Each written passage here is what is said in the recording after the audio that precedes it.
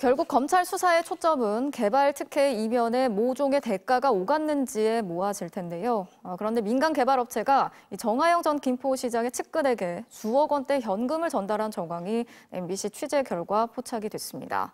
또 비자금의 규모도 20억 원이 넘는 것으로 보이는데 검찰도 이 수상한 자금의 흐름에 대해서 수사에 나섰습니다. 이어서 손구민 기자가 단독 취재했습니다. 감사원에서 특혜 의혹을 넘겨받은 검찰은 정하영 전 김포시장이 특혜를 준 배경을 캤습니다. 그런데 수사 과정에서 민간업체 대표 선모 씨의 동업자가 로비 정황을 폭로하고 나섰습니다. 로비를 해야 되는데 이게 좀 안 되는 거 아니냐. 그래서 내가 이거 하려면 제대로 해야 되는데 어떻게 할 거냐. 이런 식으로 얘기도 했었고.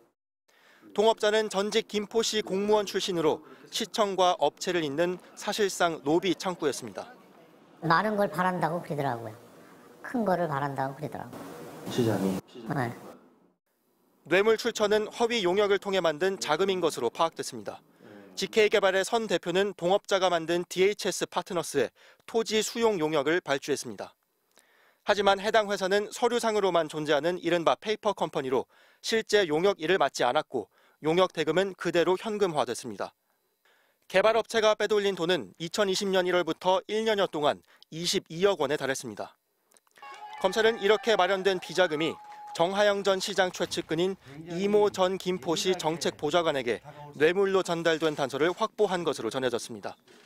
비자금이 조성되는 시기에 DHS 파트너스 이름 등으로 이 전 보좌관 부인과 처남 계좌로 각각 3억 원과 2억 원이 입금됐고 이 전 보좌관 본인 계좌에는 출처가 불분명한 현금 6천만 원이 입금된 겁니다.